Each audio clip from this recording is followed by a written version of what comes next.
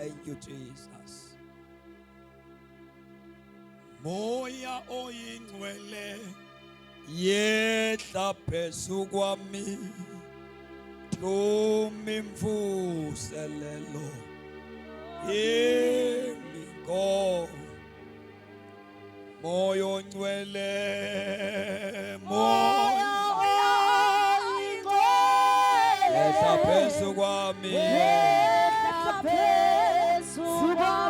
thumela kimi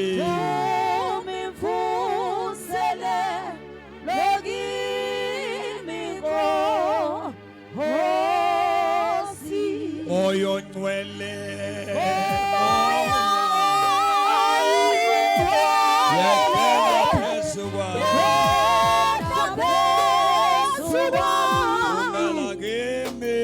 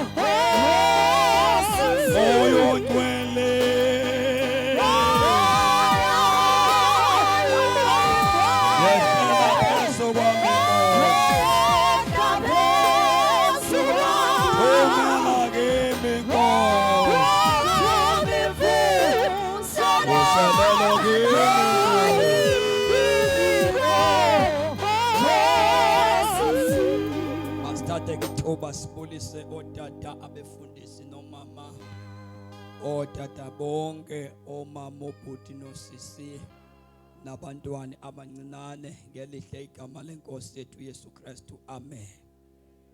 Sibulise ke umfundisi uMgewu ophakathi kwethu, akathi nje isandla sakhe. Siyabulisa tata osuka elusikisiki kodwa ulapha eCulu okuhlala, aliboy igama lenkosi. Sibulise umfundisi wami phangasemva, nabo sibabethele isandla abantwana benkosi. Siyabulela kakhulu, siyavuya ukuba nawe ngakumbi tata uMgewu, uzalwa ngapha elusikisiki utata uMgewu. Siyabulela kakhulu, bamnandi xa uma endaweni bekhona laba bantu bakwaziyo igama lenkosi malibongwe. Sekunethuba noko sisazana, sadibana ngo-2000 uba ngo-99, seyiminyaka sisazana.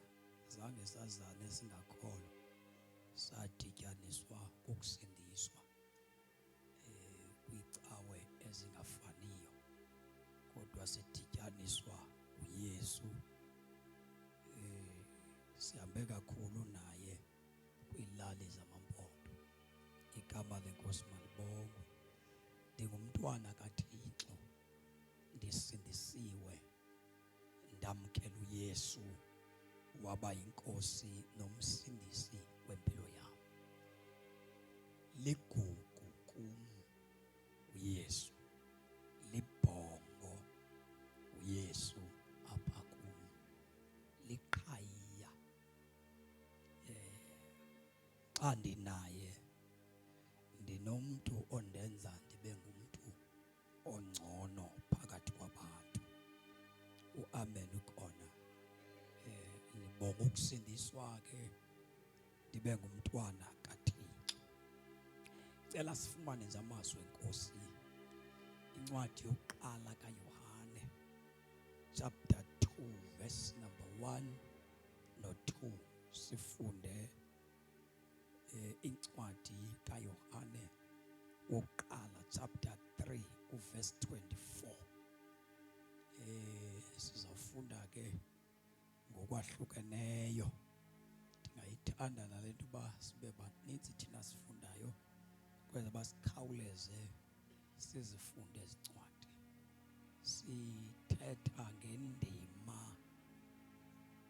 ukuba xa umuntu esindisiwe ufanele uba abhaptizwe,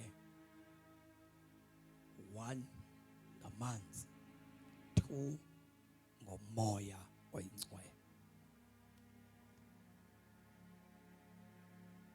Amanzi ubhaptizelwa inguquko, umoya oyingcwele uyangqina, engqinela inguquko oyenzileyo. Amanzi abonisa inguquko. Xa umuntu eguquka uyabhaptizwa. Yabona ke abantu abaninzi baye bathi kuba uphakamise isandla bakuthathe ngoba usindisiwe, bakhonze nawe kuba bakubonile usithi Yesu ndiyakuvuma, bavele bakugqibele bathi usindisiwe.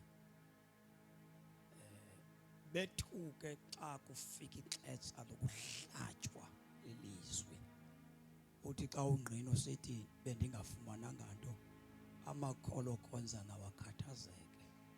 Yini okusihlaza kangaka? Ukungaqondi, ukukhathazwa ngumntu othi ndincedakele ngoku. Kuba xa umntu encedakala asimboni ngokwasecaweni, kutsho yena. Kukwithuba lokuguquka, kukwithuba lokujoyina inkonzo, uhambe nenkonzo. Kube khona ithuba lokuzifumana ukuba bendingayazi le nto bendiyikhonza. Icawe ke ngoba iyababanga abantu, izivele ihlazeka xa amakholwa eguquka. Endaweni uba sivuye sijabule kuba besihleli nabantu sicimba bakholwa babheke esogweni abantu. Into eyobambi kukukhokela abantu uthi xa ufika nabo phambi koThixo uthi awabalahla aba bantu, ngoba washumayela kodwa imessage yakho zange ifike esazileni ebantwini.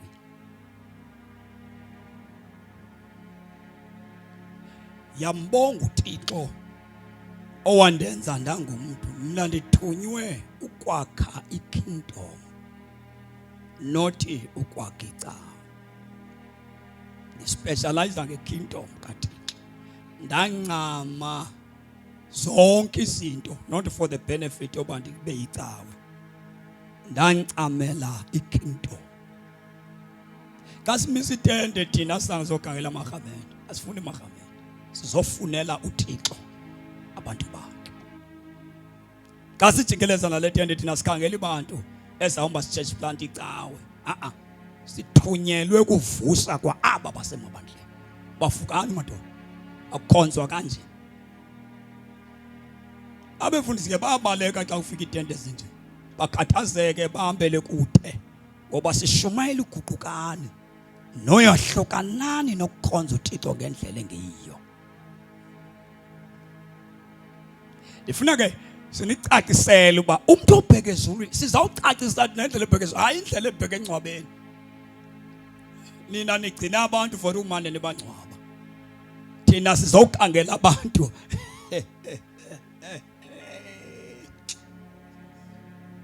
Alibuyeka balekosi.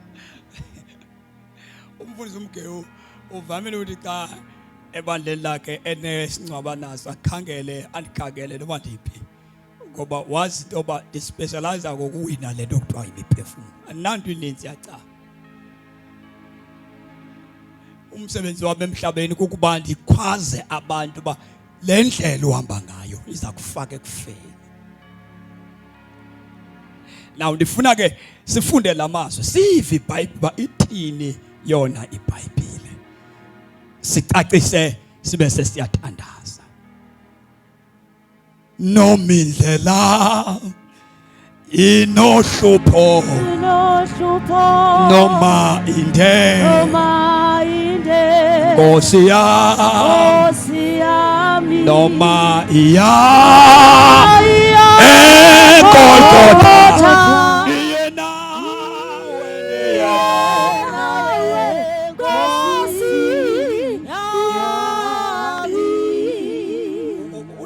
Nikodimo wasunyayezwa nguYesu weva.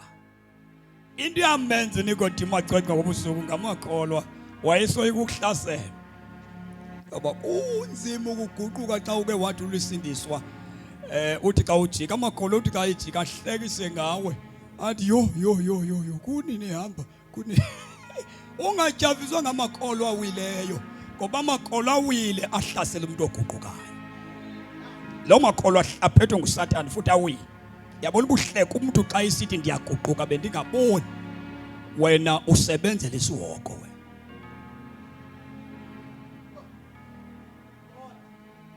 Umuntu xa iguquka kuyavunywa kuqaphuka uSathane kuphela. Xa umuntu esithi ndizibonile kade ndihambe ebumnyameni ndisenkonzweni ndihambe ebumnyameni uhlekise ngalo muntu usebenzela isiwoko wena. Ungaqondi. Because once umuntu wathi ndizifumene siyagida. Thixo siphantse sakhonzisa umuntu obheka kwalatsha. Sibulela uba ephesi komhlaba azibone uba ndenzanga kakuhle. Uyabona ke xa uhleka umuntu onjalo ungokaSathane.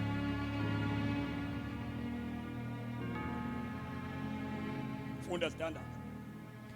Ncwadi kaYohane wokuqala chapter number 2 verse 1. Isihloko uKristu ummeli wethu. Isihloko sithi uKristu ngummeli wethu. Kristu ummeli wethu uKristu.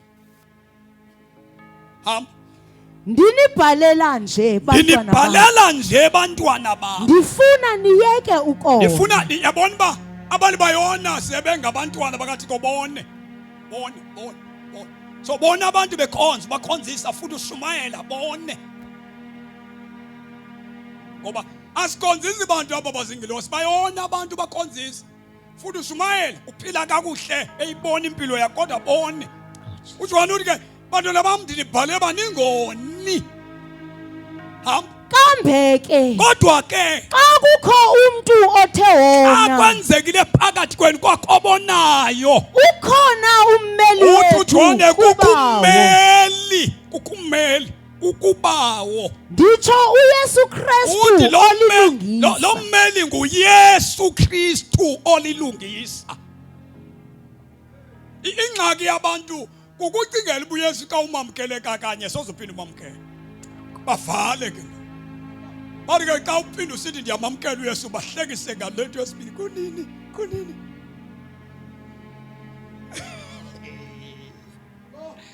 Icawe zibhubha abantu bayabhubha babhubhele esikonzweni. Balimala bawa ngokunzima ukuya because zivalile zithe wamkelwa kube kade. Oh Jesus. Uyona uthi kuyenzeka wone. Uthi ke xa wonile laa mntu wayekulande ungumoni usalandwa nguye namhlanje. Liva kakuhle. Oh Jesus. Awuthi kuba ndandimamkele uthi uJohane kukho ummeli. Lo mmeli usezulwini. Athi ke nguYesu lo mmeli lowo. Abantu abaninzi amabandla efile nje ingasekho holiness bayawa abantu inkonzo zibayeke baqhubeke nokukhonza. Izono zingaxolelwanga. Oh Jesus. Uyawuzama uncame xa uke wawa ube sewubuyiswa inkonzo ithi wena uphindwa wabuya ikuthi la 3 months nimsikile akusasikwa umuntu ke sakho cawe ikwazi ukusika umuntu olimeleyo. Abantu bayawa bazalisane bamithisane baphinde bakhonze.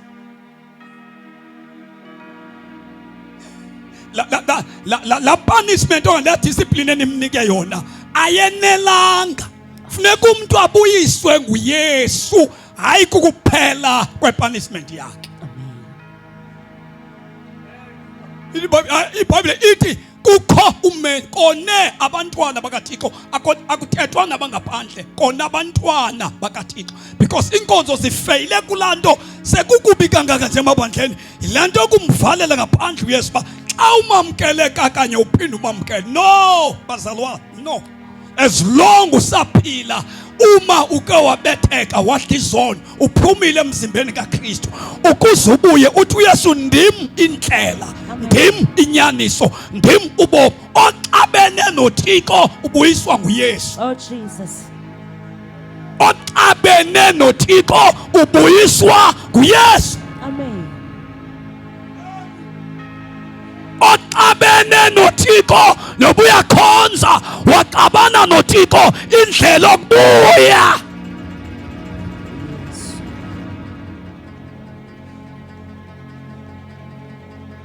Yabona ke abantu ala ubuye umuntu athi ndamkela uYesu uzibhaqa ehlazeka. Nawe ngozobuyile utyafiswe kuhlekwa ngabantu, ubuye undandeze uthi ndandaziswa kuhlekwa ngumuntu ohleka esekufeni yena, ngoba kekho ongahleka umuntu oguqukayo engekho kufeni. Unuka ivumba lokufa xa uhlekisa ngomuntu obuyela kuThixo. Uyi-enemy kaThixo.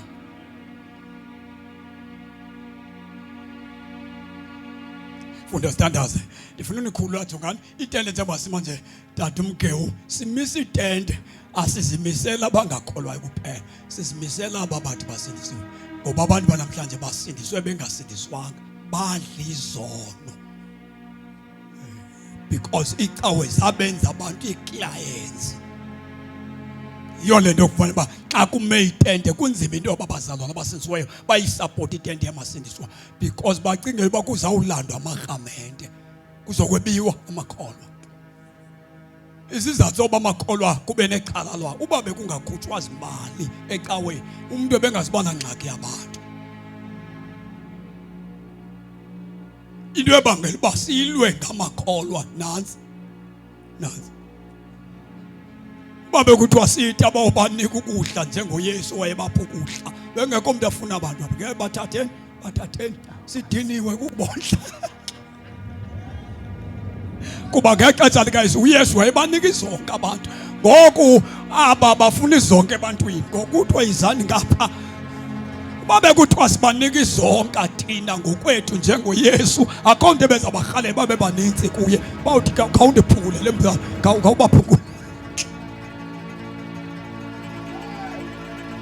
Alibonge igama lenkosi. Now uJohane ke uthetha nosapho lukaThixo ukuba ndinibhalela ukuba ningoni.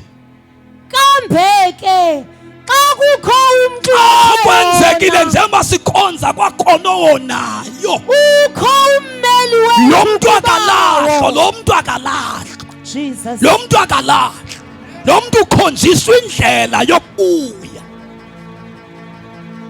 Lo mntu akayekwa onile Jesus. athathwe ngoba makalinde ukufa, kodwa funeka akhonjiswe indlela awayengene ngayo. Oh Jesus. Kukhumeli akuyiwa kumprofeti, kukho ummeli. Akuthi kukhona umpostile abavuma kuyizono, kukho ummeli. Nditsho uYesu Kristu. Yima asikho isandla esingabekwa phezu kwakho sikuhlambulule. Oh Jesus. Indlela yokubuyela kuThixo inye qha. Ongazange akholwe lothi esekholwa wehlulwa indlela. Xa isefuna uThixo kukhonjwa ummeli. Athi umpostile Paulos ungabonke bangasindiswa, athi ke mnye umlamli phakathi koThixo nabantu, athi lo mntu ngumntu uKristu Oh Yesu. Jesus. Hallelujah. Lo mntu ngumntu uKristu Yesu. Amen. Uyayijika ke uba unonquka yena. Ewe. Amen. Uba unonquka uyayijika le verse. Uthi ngumntu azimise yena athi nguye umntu. Oh Jesus. Uba unonquka uyayijika yonke le nto siyithetha, uyayikota le verse ngohlobo likota athi umntu athi umntu uKristu Yesu kuye abangasinda ngaye, angakhomba uYesu akhombe Yesu. Thina ke sithi ngumntu sibe sethi uqinga umntu onguKristu Yesu. Hallelujah. Hayi igama lenkosi ayijiki uba unonquka athi uba umvumo uKristu senyameni athi uKristu nguye. iBhayibhile ithetha ngoKristu owazalwa nguMaria. Hayi uKristu ka1990 nto ka60 nto ka50 nto ka30. Hayi uKristu owazalwa ngokukhawulwa nguMoya Ingcwele. Oh Jesus. Ayikho indoda engahlangula abanye abantu, ayikho inkosikazi engahlangula abanye abantu. uJesu yedwa owazalwe ngenasono, ngoba isidi yavela phezulu, kwafuneka nje isibeleko kuphela. Wonke umuntu ukhawula azalelwe esonweni, ngoba isidi kaAdamu yiyo nesono. Kodwa uJesu mayizalwa imbewu yathathwa ezulwini, kuthiwa xa ibizwa ngunyana wesifazana. So uba unogogo uzalwa indoda nomfazi, oh Jesus, akakwalify ukunesindisa. amen.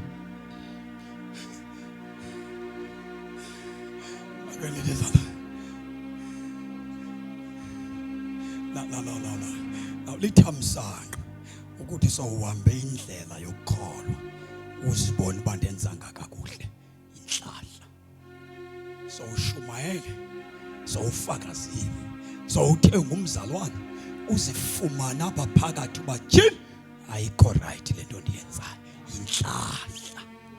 Lilishwa ukukhonza uthi olala engcwabeni ungazibonanga uba wenzi kakuhle. Uthi ke lo mbhali xa sewuthandaza nani, uthi ke lo mbhali sinommeli, khawuleza ntombi endala, khawuleza, sinommeli, ummeli wethu kubawo, ummeli ukuba nditsho uYesu Kristu olilungisa. uYesu Kristu olilungisa. Ewe kaloku nguye idini elicamagushela izono zethu, idini elicamagushela izono zethu. phofu Ima ndifuna niyibambe ngoba ningadideka, niyadideka. iBhayibhile zifundwa kuncanyiwe cawe, funda kuncanyiwe cawe. Umuntu ufunda ivesi nje encinci egijima, sisetendeni thina abantu ndifuna nasi kakuhle. Ikuthiwa lo mmeli ngowethu thina, ibe seyiphinda iBhayibhile ithi not thina sodwa, usisicamagushelo nesehlaba. Xa isithe sehlabathi uxela apha bangaphandle bangazange bamamkela. Thina sisinda ngegazi lakhe xa sithe sangena ekufeni. Aba bangazange bamvume baqedwa leli gazi. oh Jesus, So asikwazi ukuhlala nawe uphila kakubi, amen. ekhona ummeli. Uma sivuselela sibiza abangazange bathandaze, sibiza aba bathandazayo bethandaza bekude, sibiza abathandazayo, sibiza abangazange bathandaze, sibiza aba bathi thina siye ezulwini besitsho bekude, benezimbo zelihlabathi, besenza izinto zelilizwe, benemikhuba yelilizwe, besenza izinto njengabantu balapha. Oh Jesus, Sobiza baba. Yamadoda nzima ukuguqa umuntu onegama lokusindiswa. Onegama lokusindiswa, unegama. Akasindizwanga qha unegama. Ligama lakhe. Igama lakhe. Igama lami ndikusindisile. Igama. Danizana.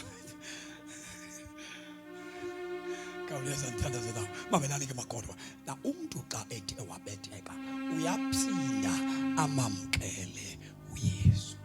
Icawa ijoyinwa kaninzi, kodwa uYesu wamkelwa kaninzi. Icawa le yakho yona hayi, icawa ikubanga sewungasayi nokuya kuyo. Usethaveni ithi mhlawumbe hayi wayehamba nathi umzalwane wethu. Ithi ngumzalwane wethu. Izo zebhubhile ufele ethaveni. Ulawe etshalweni ithi icawa ithi ngowethu, waguqwa nozibani bani apho. ibala laa nto yakudala umntu ufele emanyaleni.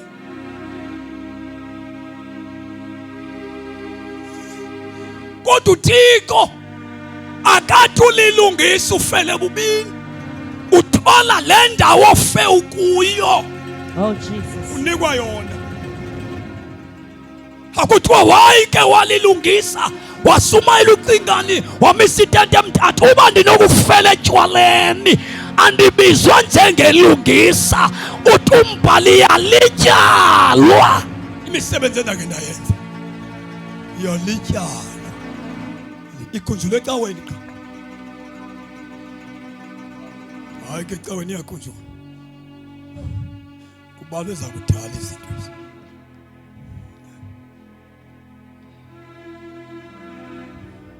Now uyaphindwa amkelwe uYesu. Uyabona ke into yokuncedayo kuba wathi xa uqala ukumamkela uYesu waguquka, wazixolela izono, wawazi umahluko phakathi komuntu ongenwe nguYesu nexesha ungekangenwa uYesu. Yabona ke xa uzazi awuthengi into lalapha bathina abantu. Awungomuntu wa-status ngoba isono sihamba nempakamo. Isono sihamba nantoni? Yoba uthina abantu senishumayele kangaka. Awucingi uba ezihogweni uzafika uthini? Uzafika ushumayele ezihogweni. Ingandi yakubona uqashambula lapha.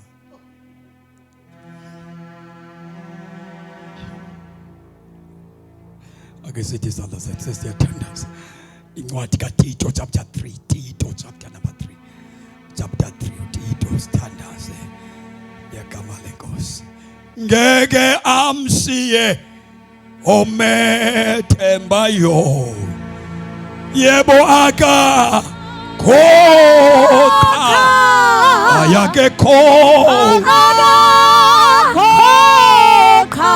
ngeke amalelu Jesu yena ngeke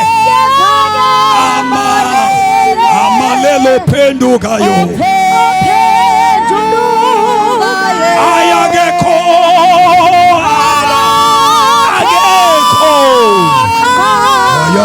akekho na ngeke amalelu Yesu yena ngeke amalelu ophendukayo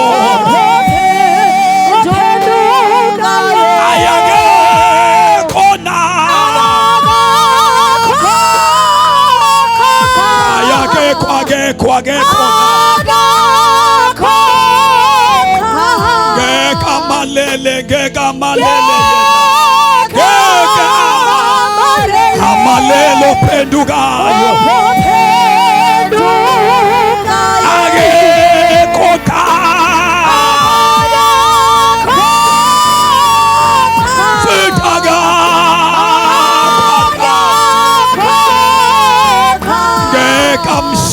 ngeke amsiye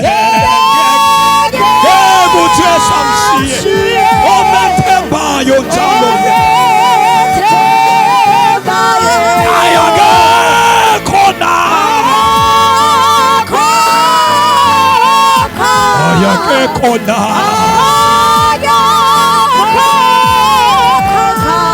incwadi kaTito chapter 3 verse number 4.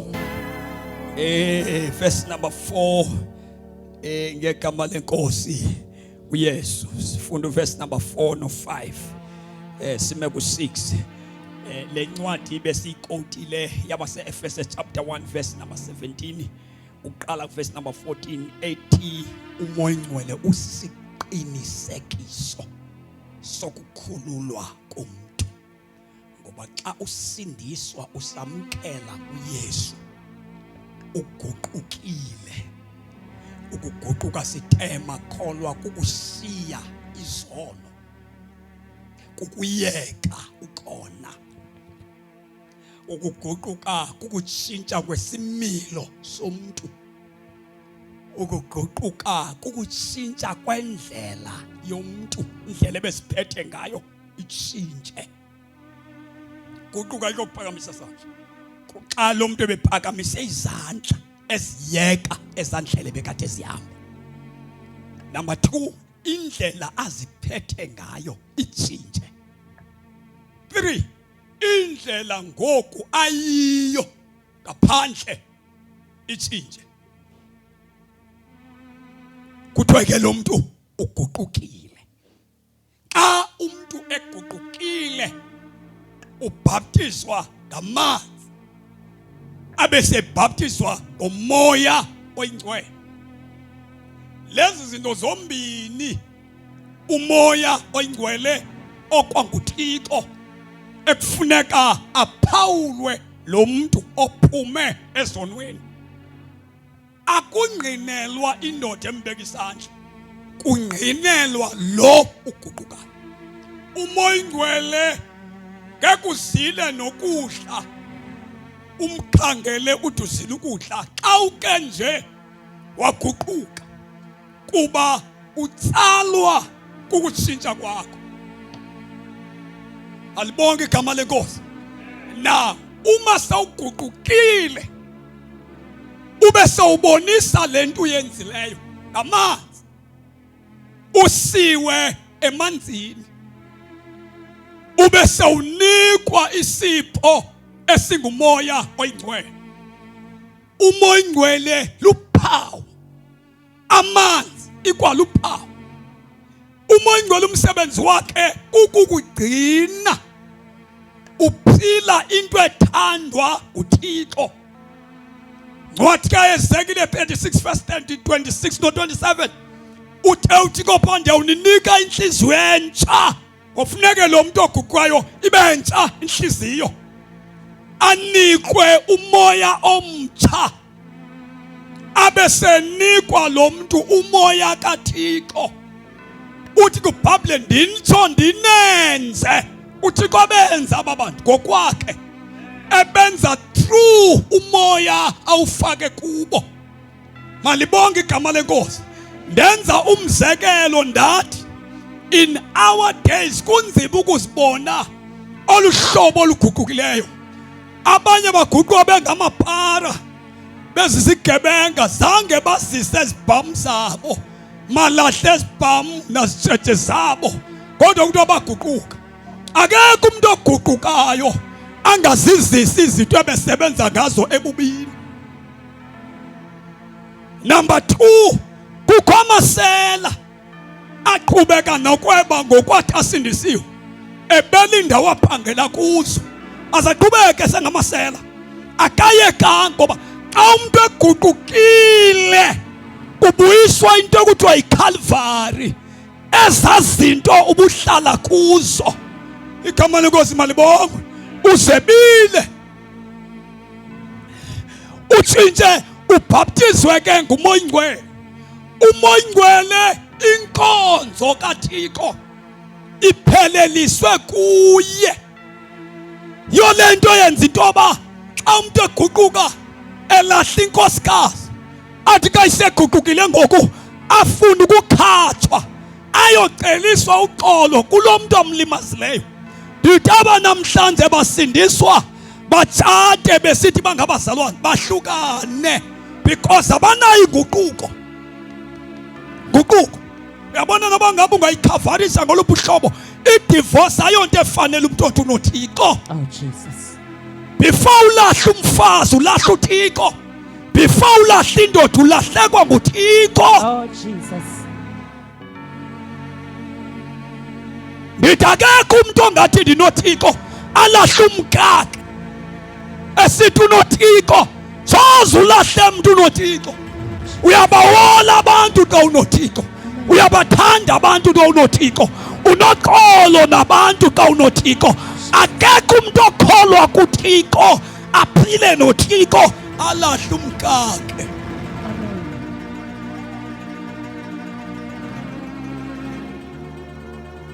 Ewe singayimbambazela kuba ivangeli lethu alinamandla, alakimisi. Imandi nibalisele, there is no church without a home. Akunobakho cawe amakhaya engaphilanga. Oh Jesus. Ngumdlalo wecawe. Xa ikhaya lifile izovela phi inkonzo? bandla xa umtshato uchithekile. Ndithi kuni alikho ibandla xa ndilahla umfazi akho bandla. Oh, Jesus. Because ibandla likho kuba kuphila umzi. Amen. uNkulunkulu xa uvula iBhayibhile ulivula uThixo wakha umzi ngoAdam noEva. Uvula iOld Testament. Xa uvula iNew Testament uJesu ministry yakhe uyiqala kusakhiwa umzi emtshatweni eqala. Uma uvala iBhayibhile kwincwadi yesitshilelo ivalwa ngomtshato. Oh, Jesus. There is no church without a home. Oh, Jesus. That is why uSatan ephumela into abantu bakhonza uThixo bengaguqukanga. Soze ucele xolo emfazini ungaguqukanga. Soze uzibone uba wonile ungaguqukanga.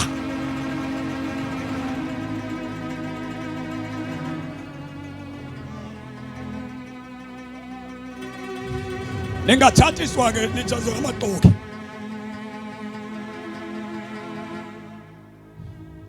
Nitshazwe ngamaxoki. Nani nifuna niyenze? Icawe funeka isebenzele ukuphilisa imizi. Xa inkonzo yandelwa ngabantu abaguqukayo. Kodwa xa inkonzo ingenelwa ngabantu abayijoyinayo bengazalwanga. Funda le verse ingasenta manje siyama le verse number 3. Kaloku khumbula ukuba nathi bekhe sazizidela. Yima verse number 2, verse number 2. Baxelele ukuba Baxelele ukuba bangahambi bethetha ulwimi. abantu abakholwayo mabangahambi bethetha ulwimi. Behamba besilwa. Bahamba abantu abakholwayo besilwa. Koko mababe nobulali. Uthi uthi xa ndisilwa nomfazi ithe iBhayibhile mandingalwi. Mababe nobulali. Nembeko. Kuye wonke ubani. Ewe. Kaloku Khumbulani. Nathi bekhe sazizidela. Abantu abasindisiwe bebeke bazizidenge nabo. Sinenkani. Besingabantu abanenkani. Silahlekile. Yima ndifuna uyifunde uhle iBhayibhile ithi besikade. Ayithi siyile nto ngoku. Ngoba xa ifikile uYesu siyaguquka. Oh, Jesus. Siyatshintsha. Amen. Kutheni wena uprofeti ungatshintshanga? Usengumantombi nangoku ngulewu. Oh, Jesus. Watshintshwa. Amen. Utheni uShumayeli ngulewu nje? Oh, God. Utheni ufuneka kuhlihle amantombazana kakukho wena? Oh, Jesus. Ngoba ngumankazana ngumantombini ngosokho. Kuyatshintshwa. Amen. Kutheni ngosasokoliswa nguwe? Hluphana nabantwana abangamantombazana ukholwa. Kutheni uyintombazana efuna amadoda phakathi enkonzweni? Oh, Jesus. Ungumntu onjani ongenwa nguYesu ungatshintshwa? Kuyatshintshwa kuYesu. Yes, Lord. Jesus. Khumbulani siyakhunjuzwa khumbulani. Nani benike nanje. Oh, Jesus. Soze nitshintshe ke nina ngoba ninika uYesu wezonke. Anilithanda lo wezonke. Uniphi zonke. Xa niye ecaweni niyofuna izonke.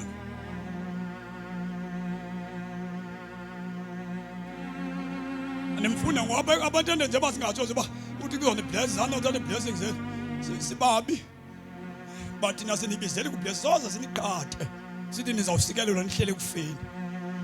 Awunantsikelelo uhlele kubhubhela ubulawa sisono ukuthi usikelelo usikelelwa kwa wena.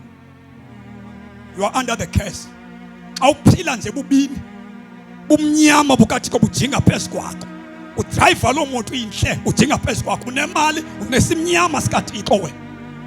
Ingqumbo kathixo ijinga phezu kwabantu abangamlulamelanga uthixo. Oh, Jesus. Ayijikwa ngumprofeti omane ethi inkosi kusikelela. Soze ayijike ingqumbo kathixo phezu komuntu onayo.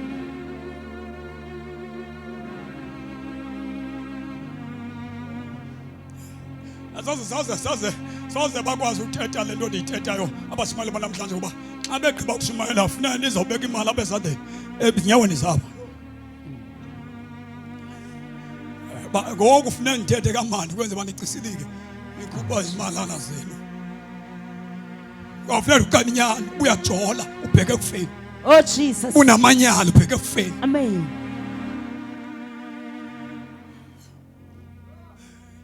Ndithetha kamanje enze bandimani sithi nizawuthenga i-anointing ngemali lapha kwi-anointing kamkhonzi kaThixo. Oh Jesus.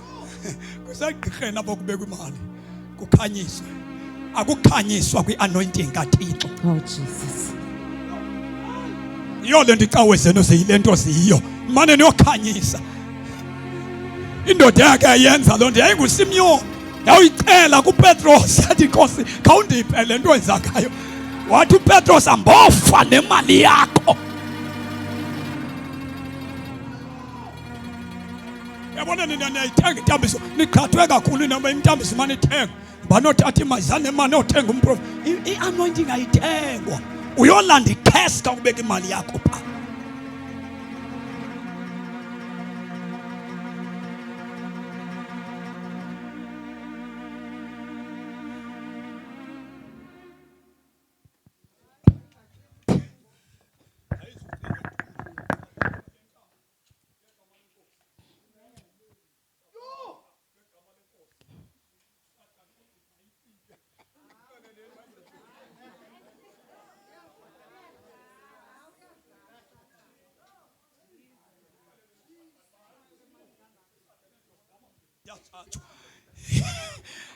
Xelelana uSathane ba lento inamabhetri iyathatha. Lento Lo muntu usazawuthetha. Na ungenwa kuYesu. Uthinje. Awutshintshwa icawa. Ungathinta abapostile uthi ndifuna lunamandla. Ayingomuntu ozokutshintsha. Ukuvumela uYesu angene ngaphakathi. Afika khomba uYesu into ezikafunwa nguThixo uziyeke wena ngoba uYesu akazithathi uyakhomba. uYesu akazithathi uyasikhomba. Khawuleza sisamane futhandas na unikwa ke umoya ngcwele. Umoya ngcwele akanikwa umuntu ongaguqukanga. Sasibotshwe yiminqweno neziyolo zendidi zonke. Uyabona nje umgeu kwabantu esibethuka kuthiwa yini bevutha kangaka ubezenzisa. Ngoba akekho umuntu ongavuthiswa ngumoya kaThixo aphile emanyaleni. Akekho madoda umuntu ongehlula ikharacter kaThixo. Akekho umuntu ongoyisa uThixo sengaphakathi. Oh Jesus.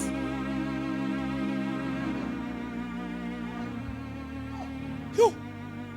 Ube prophet kangaka. Umkhosi kathi kuhlasela. Umkhosi kathi kudivorceile. Hayi la nkosikazi ibihlupha. La nkosikazi ibihlupha. Anelisho abantu besifazana. La nkosikazi. Hayi la nkosikazi ibihlupha. Awuzo amadoda akahluphe. La nkosikazi ibihlupha. Amadoda ayakwazi unyamezelwa ngabafazi. Abafazi amadoda akeqeze azala abantwana abafazi banyamezela.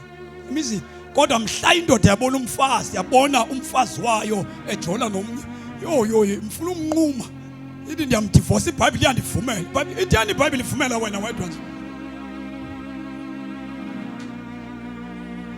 iBhayibheli yakuvumela xa kuqeqeza umfazi kunini uqeqeza ingakuvumeli wakusindiswa wakubusindisiwe na le Bible evumela abantu ithi iBhayibheli pha uMoses wabavumela babadivorce abafazi ngenxa yobukhuni benhliziyo zabo. Oh Jesus. Futhi ayingoThixo ovumayo noMoses wehlulwa ngabantu ayingobi right ayikho right into nabo bengafuna ukuphenduka ba wathi uMoses zenzeleni incwadi. Oh Nkosi. Uthi uYesu ke na mna ndizonibuyisela kwi-original. Pha uThixo wayenenze bani bekho. Jesus. iBhayibheli sanifunda nedlula. Anifunda nedlula. Nifuna uhamba ngenyama le. Yabona abantu kabe kuyi-COVID besidla umhlonyane ba. Bebe ukota eBhayibhelini. Abantu bedla umhlonyane bekhole. Oh Jesus. Umhlonyane ithi iBhayibheli uThixo ngenxa yokungaguquki kwabo wathi ndawunibetha ngoxhaxhayo nizawuphuza uklakaza isiqalekiso umhlonyana. Oh, Jesus. Wona ngiyaqaza le COVID busihle isiqalekiso. Ufuna uphila. Bible le libayifunda xa ungena moya ingcwele iBhayibheli uyeqa. Oh, Jesus. Umhlonyane ngokuqaleni niba yinto erayo. Uthixo uthi wayibabetha uJehova ngenxa yobukhulu ngezono zabo. Undawo nedlisa uklakayo nina. Ngoba abantu baqowuta ivesi kaklakayo basela umhlonyane bekholwa. Bawusela ngeBhayibheli. Yo, Thixo wasezulwini ukungabi namoya ingcwele kubi ngoba iziqalekiso zikaIsrayeli zidla ngokwakho.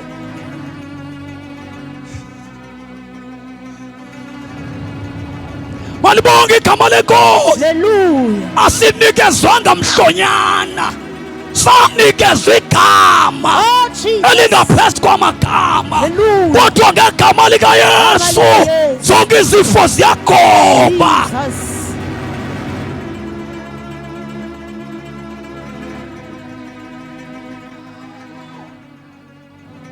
Angumzela mhlonyana.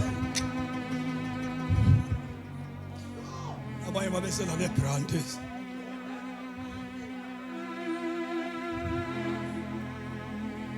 Without the Holy Spirit, ikholwa ngeke libekho. Number 2, abantu abengabhaptizwanga ngomoya ingcwele abafiki ebufundini bukaYesu. Baphelela ekuba babe ngabafundi benkonzo. Umoya ingcwele okwenza ube ngumfundi kaJesu. Uba kufike mina apha ngenjongo zokuzochurch planta ndakhe icawe, bonke abaguquka bethendeni baqale babe ngabafundi bami. Bathande mina. Umuntu abe nebhongo sethethe ecawe emntwini athi umuntu athi xa izazisa ndisindisiwe phansi kwaTata uCingana. Yambona mos lo muntu unesholi lamuntu sindisiwe. Nebhongo phansi kukaTata uCingana. Yambona usephansi kwami. Ubuke wafa ephansi kwami. Andinazulu. Andiluphansi kwami. Phansi kwami. Uhamba phi? Ngihamba pha uTata uCingana. Bethi pass yakho uhamba pha uTata uCingana. Nebhongo kodwa uCingana wakhe. Umtyile. Unaxa ingqina uba wayengafikanga uTata uCingana. Kanti ke nje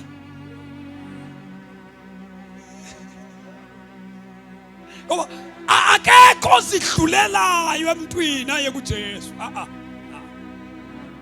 uJohn 15:26-27 uthi umoya ingcwele xa ithe wafika kuni wowungqina ngam. Nothi uCingana umoya ingcwele uJesu uthatha noPetro emveni bethi wena nguye uKristu. uJohn kaPetro lento awuyitshilelwanga yinyama negazi. Cingana ngeke akutyhilela, unenyama negazi. Kodwa lento uyitshilelwe nguBawo osemazulwini. How?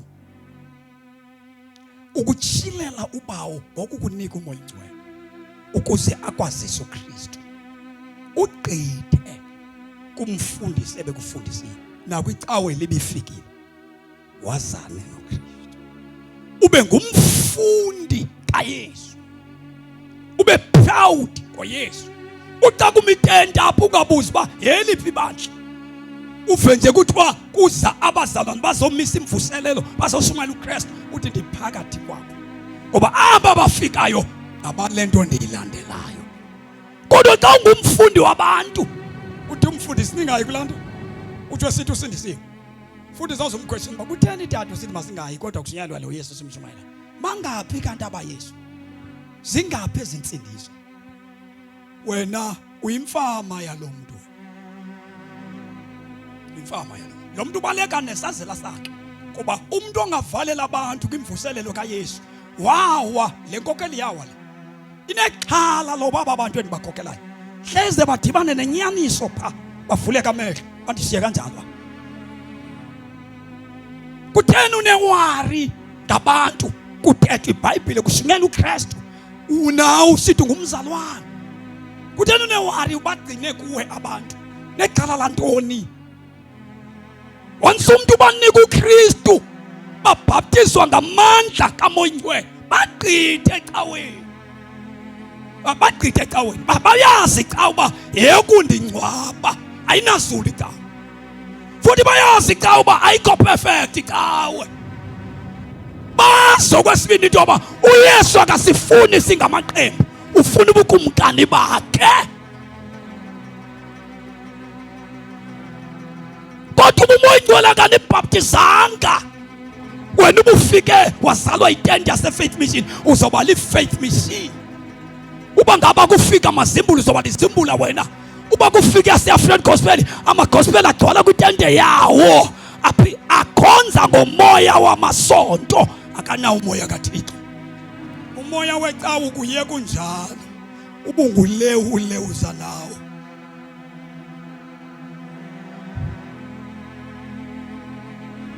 Kulapho ke ekuhamba kuqhume idivorce, ngoba idivorce soze zibekho kwababhaptizwe ngumoya ingcwele. Kodwa kwabakhonza ngomoya wecawa zizoba khona, ngoba ayikufundisi kuxolela. Azibikho i-fruit of the Spirit. Uyova bekhala ngama-gift of the Holy Spirit, abakhali ngefruit. uYesu uthi abam nizobabona ngesiqhamo, hayi ngezipho. uYesu uthi abakhe bazawubonakala ngesiqhamo, hayi ngezipho. Kodwa abethu bazawuvela ngezipho bengenaziqhamo. Oh Jesus. Yabo nje basifike apha nje sesinenyanga, sizawugqiba esibini. Ngeba sekhona abantu abazana amathathu akhuleleyo. Akhuleliswa ngumshumayeli. Ngeba ndinqanda uhaya yapha koFulani. Nami umfazi useShepstone, nami ngeba ndiyaphatha ndiyalala nami phandle lala khona manje sitshanisa. Futhi ayonto inhlazo le ngoba iqhelekile, abantu bayakwazi ukushumayela behlalisene. Bathi nabantu bathi bayiqhela le nto, namasindiswa asekwazi ungena kwezinto sasikade bengangeni kuzo. Oh Jesus.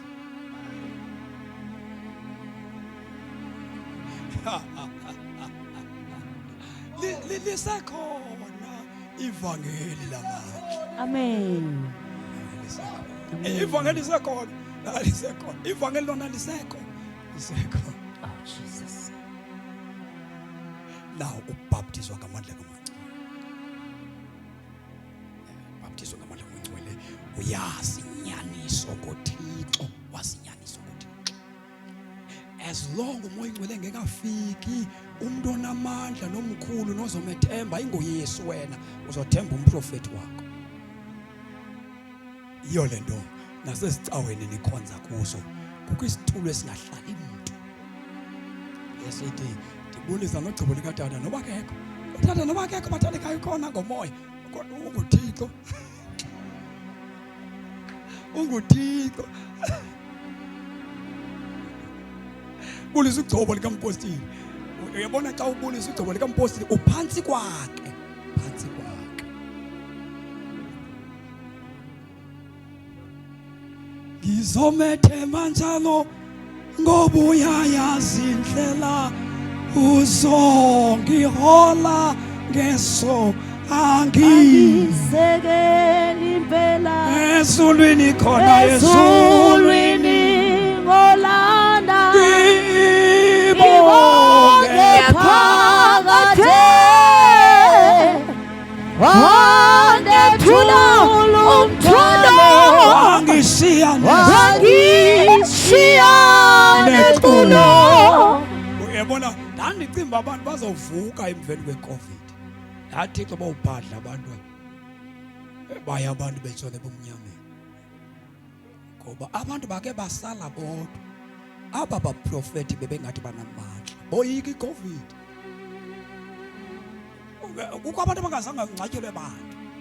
ngabefundisi behlele bagabe ebalekile kwabo ngoba iBhayibheli ithile ukuthi umeluso ngezo zakhe izimvu uyabaleka uthi kodwa mina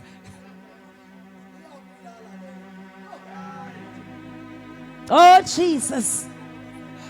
Nandingazi bakusekhona abantu abazophinde bathi sebebuya kwiCovid but sibulisa nogcobo likababa bembonile ebaleka ungabancama abantu Thixo uyazi ba yayingathi iza noSathane iCovid yayingezanga naye nje qha kodwa yayizovula amakhola iCovid yabona umuntu ebekade sithi kuwethembela kuThixo abaleke angazathi bathembela ukuthi athi bheke emhlonyaneni yabulala lento yabulala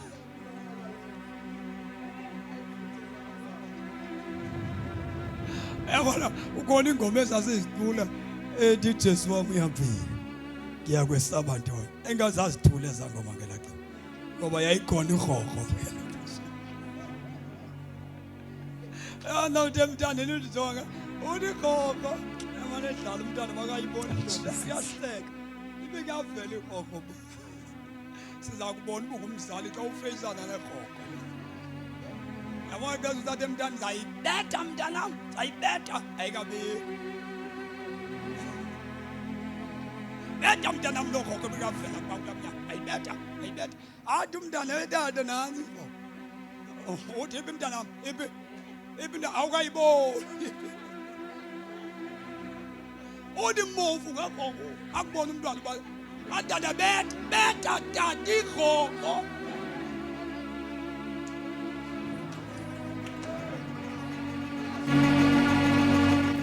yabona ka usithi uThixo wakho akehluleki kukwizinto ezizayo ezizoprova lo Thixo ongehlulekiyo Oh Jesus.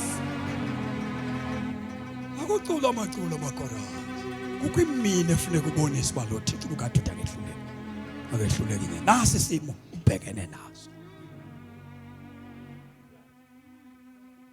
xa ungena moya ingcwele awusurvive kwisimo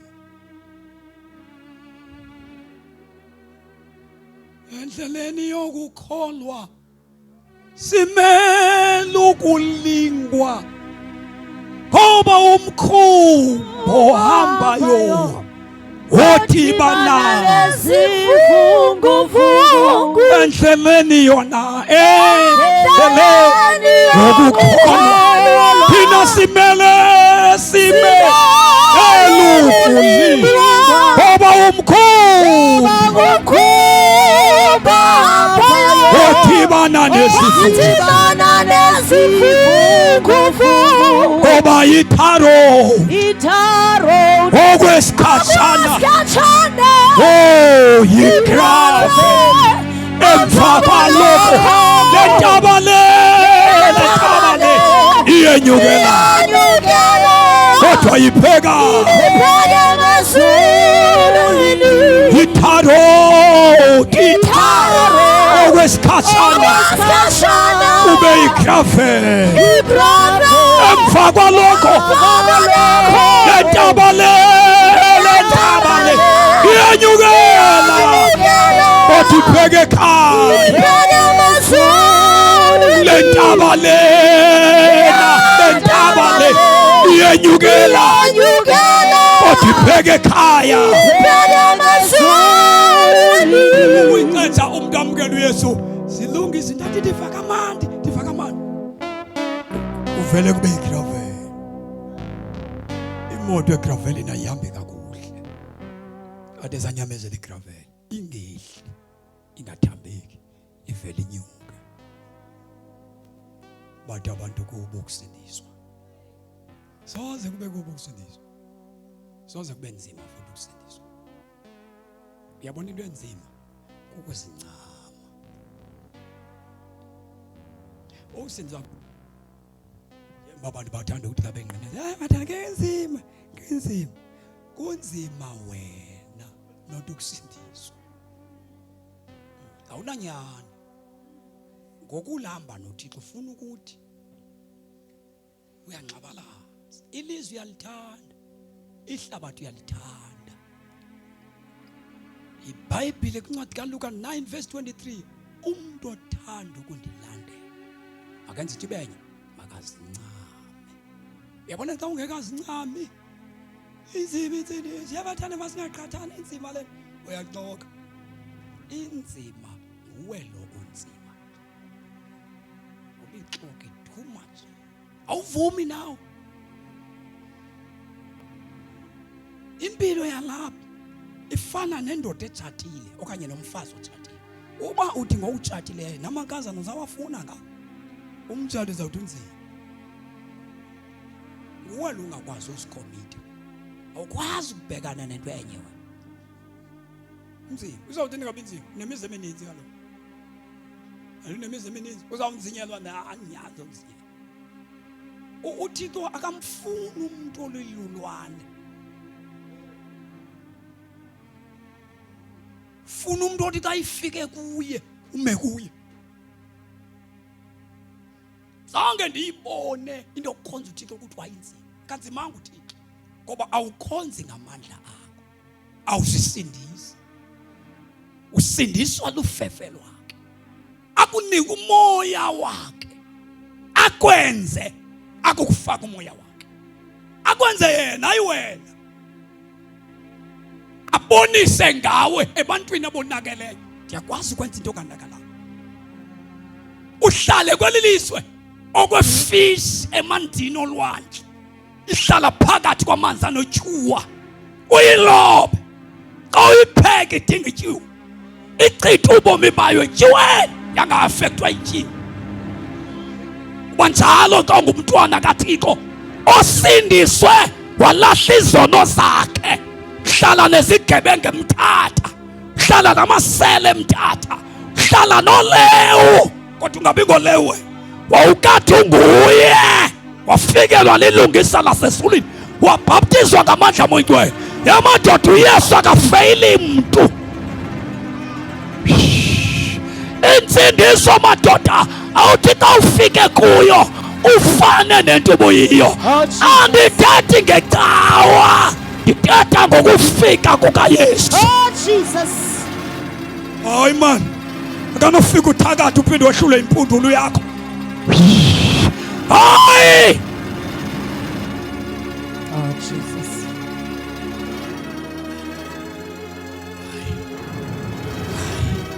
Hayi. Akafika kuwe unomoya wobungoma. Ubukwanikela nje impilo yakho. Wazincama. Umoya wobugqirha uyaphela. Umoya wokuthanda amadoda uyaphela. Umoya wokuthanda wankazana uyaphela. Utywala buyaphela. Oh Jesus. Yes.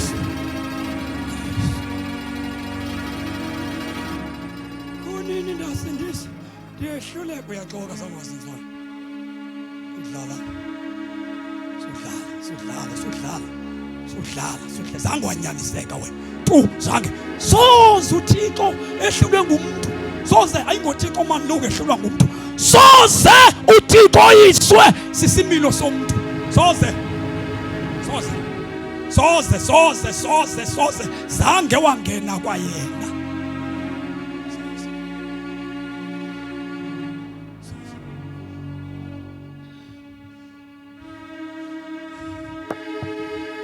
Siyatandaza ngani. Now ithi iBhayibhile ke uThixo yiyeke ndifuna le ndawo uyigqibe. Le ndawo ithi sasinje luthela kuthi chapha ehlabathini uthando kaThixo. Uverse number 4 wasizala ngokutsha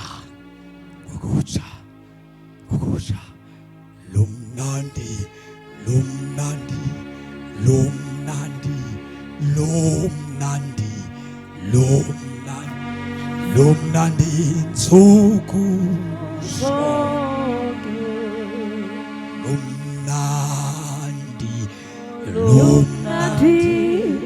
lomnandi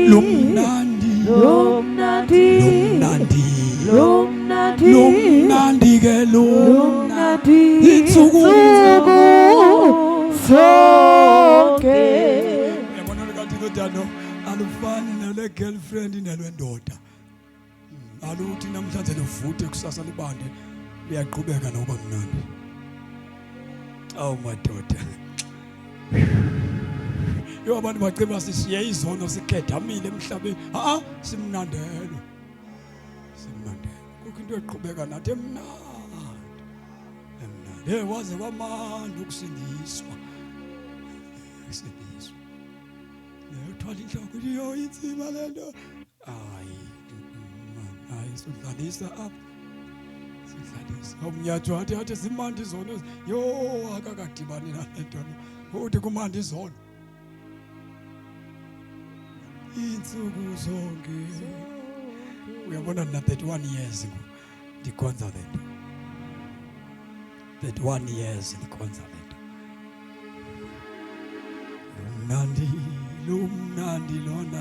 lumnandi insuku zonke akuliwa uhlala unoxolo uvuka noxolo uyolala noxolo uphinde uvuke noxolo uvuke ulale ngoxolo unothando ulala ngalo uvuke ngalo awulala uhleke uvuke uhlwile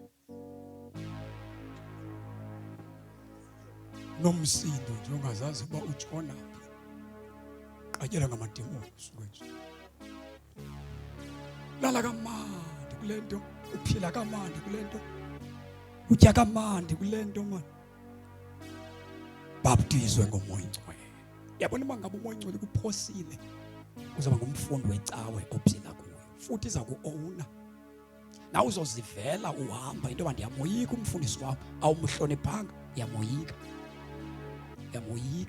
mfundisi uyawoyika amakholo uba ngaba ufuna kuyemvuso uyazimela nozimele ngoba you are under lo muntu ngowakhe ilishwa nalo uyawulichithela phi lingunaphakade lakho cawe yakwenza igoge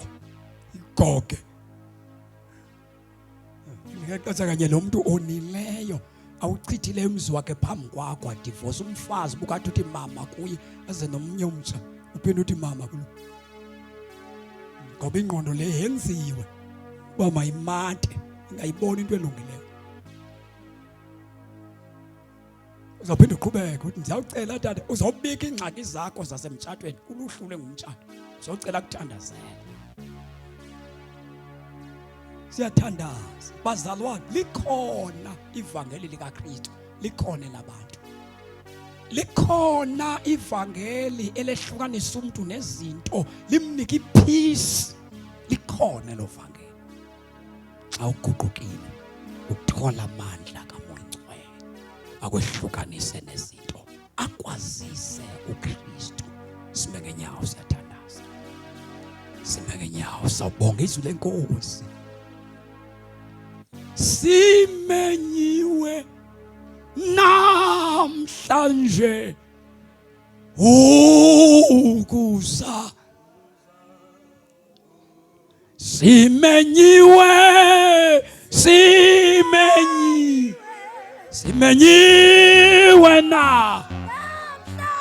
namhlanje ukuza simenyiwe namhlanje ukuza kuJesu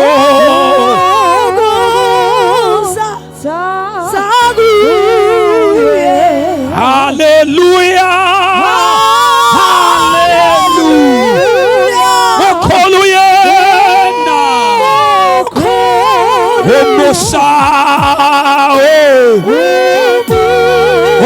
umusaka simenyiwe namhlanje ukuza kuJesu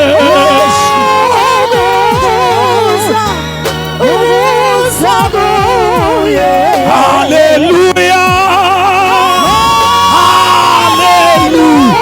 haleluya Ukholo yena ke Obosaka Simanyiwe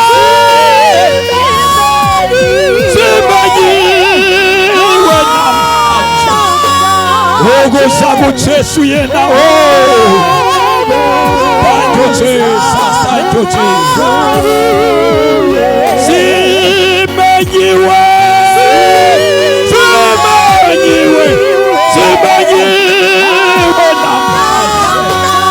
Ogosabu Jesu yena. Thank you Jesus. Baba wethu onamandla onke, uNkulunkulu wethu othandekayo, liyaphila, linamandla, liyakhulula, liyadala, linako ukuguqula izimo ezingena kuguqulwa umuntu ngokuba lilizwi loThixo ophilileyo. Wena wedwa wahlatywa ukuze abantu basinde ngelakho lodwa igama. Akhona amagama anqulwa phezu komhlaba, kodwa lilodwa igama abantu abangasinda ngalo. Lelo gama Nkosi ligama likaJesu. Baba wethu onama, sikunikeza udumo, sikunikeza inkundla, sikunikeza impilo yethu.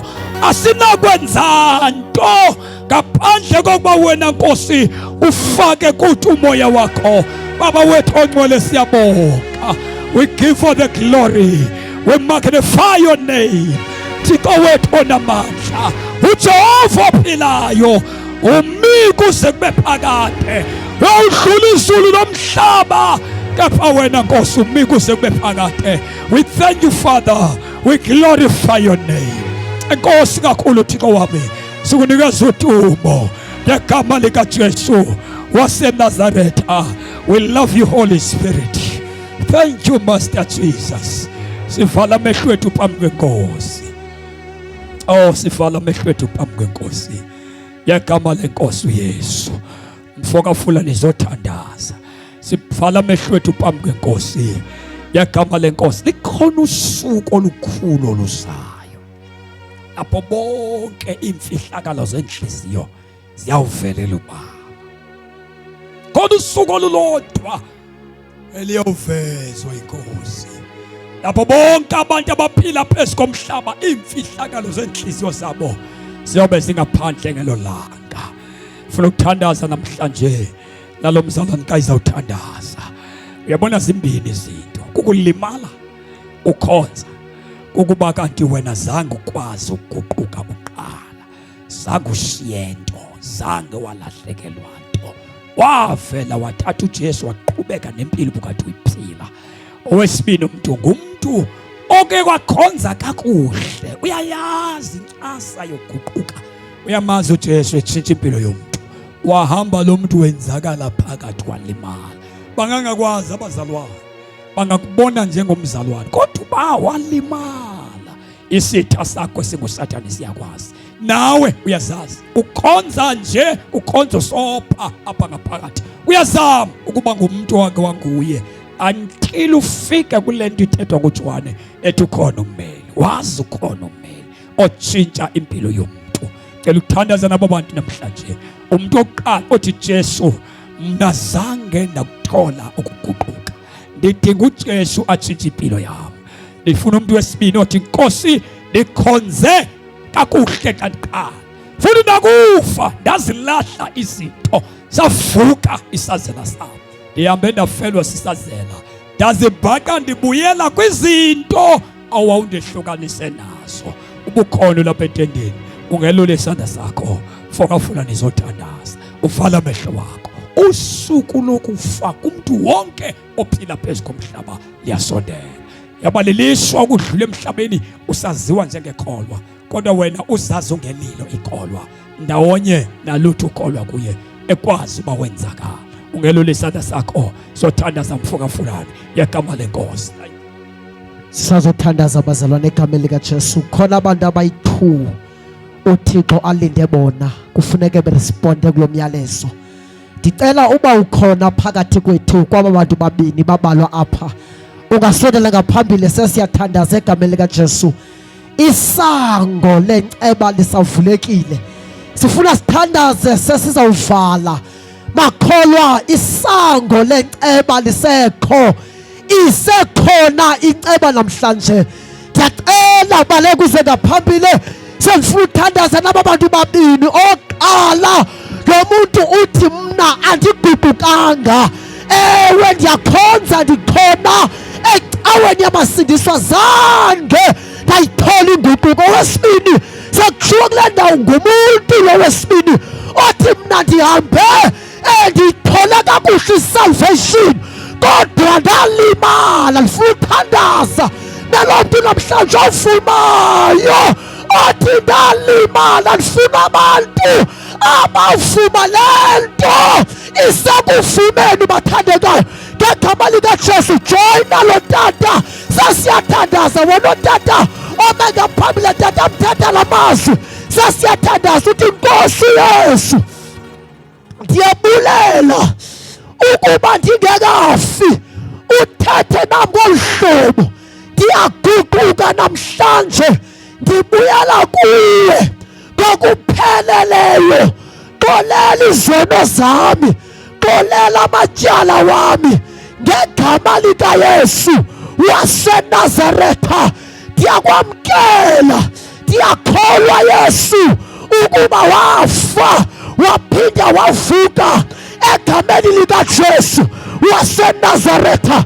Cela simbeke izandla, selule izandla etendeni, sike sibulele sonke etendeni. Ndiyacela etendeni make sithandaze, sibulele kuThixo ngezwi lakhe, sibonke siyathandaza. Awu siyabulela Jesu. Awu bathandekayo siyathandaza. Ake sibonke izwi siyathandaza. Father, we thank you. Father, we thank you. Father, we thank you. Oh, siyabulela. Sibonke izwi lakho. Sibonke izwi lakho. Sibonke izwi lakho. Sibonke ukuthatha kwakho. Baba wethu onamandla.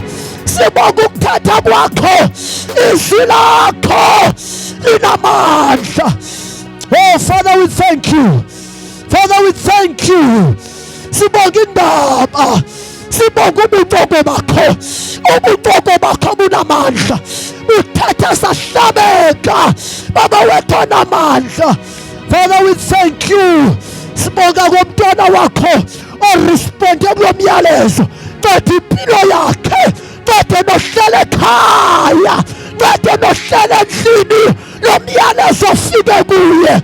Uqede nongekhoyo pha osibukele kumakhasi onxibelelwano. Qeda impilo yakhe. Father, we thank you. We thank you, my ngcwele. Ngegama lenkosi. We thank you. Siyakunokuthandaza. Ufune simkewe sasithandazela. Bese usenzela ufefe. Sinomthandazo ekuseni ka5. Siyakhonza ngomso kusukela ngo5 sinomthandazo emala. 5:30 indusela liyaqala. Wozani makholwa siyakhonza uThixo.